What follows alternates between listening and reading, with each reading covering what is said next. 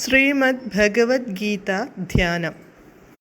നാരായണം നമസ്കൃത്യ നരം ചൈവ നരോത്തമം ദേവീം സരസ്വതീം വ്യാസം തതോ ജയമുദീരയേത്. നഷ്ടപ്രായേഷു ഭദ്രേഷു നിത്യം ഭാഗവത സേവയാ ഭഗവതേ ഉത്തമശ്ലോകേ ഭക്തിർഭവതി നൈഷ്ടകീ. മൂകം കരോതി വാചാലം പങ്കും ലംഘയതേ ഗിരിം യത്കൃപാതമഹം വന്ദേ പരമാനന്ദമാധവം. ശ്രീഗുരും ദീനതാരിണം ശ്രീചൈതന്യമീശ്വരം. ഓം അജ്ഞാനതിമിരാന്ധസ്യ ജ്ഞാനാഞ്ജനശലാകയാ ചക്ഷുരുന്മീലിതം യേന തസ്മൈ ശ്രീഗുരവേ നമഃ. നമഃ ഓം വിഷ്ണുപാദായ കൃഷ്ണപ്രേഷ്ഠായ ഭൂതലേ ശ്രീമദേ ഭക്തിവേദാന്ത സ്വാമിന്നിധി നാമിനേ. നമസ്തേ സാരസ്വതേ ദേവേ ഗൗരവാണി പ്രചാരിണേ നിർവിശേഷ ശൂന്യവാദി പാശ്ചാത്യദേശതാരിണേ. ജയ ശ്രീകൃഷ്ണ ചൈതന്യ പ്രഭു നിത്യാനന്ദ ശ്രീ അദ്വൈത ഗദാധര ശ്രീവാസാദി ഗൗരഭക്തവൃന്ദ.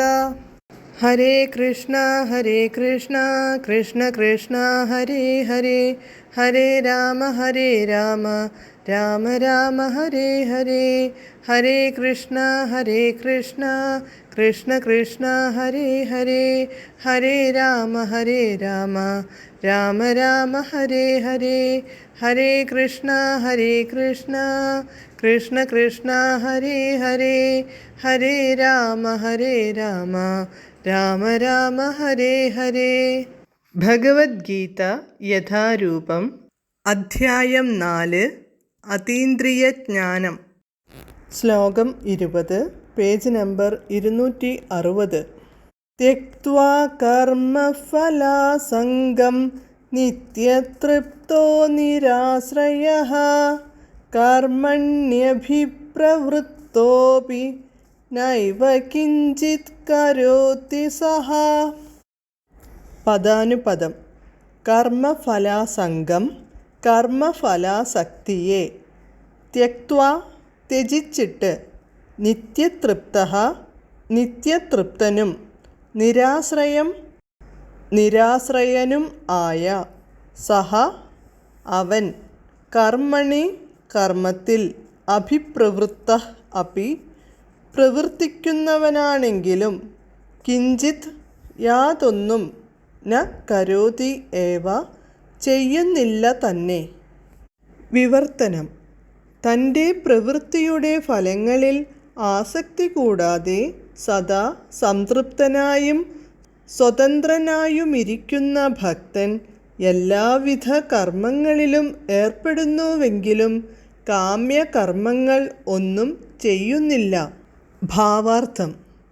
സർവപ്രവർത്തനവും കൃഷ്ണാവബോധത്തോടെ കൃഷ്ണനു വേണ്ടി ചെയ്യുമ്പോൾ മാത്രമേ കർമ്മബന്ധത്തിൽ നിന്നുള്ള മോചനം ലഭിക്കൂ.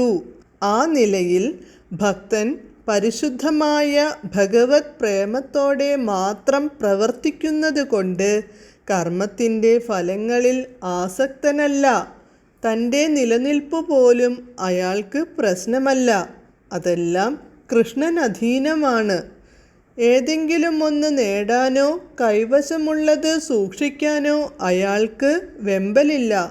തന്നെക്കൊണ്ട് സാധിക്കുന്ന വിധത്തിൽ തൻ്റെ കർത്തവ്യം നിർവഹിക്കും. ശേഷം കൃഷ്ണൻ്റെ അഭീഷ്ടത്തിനു വിടും.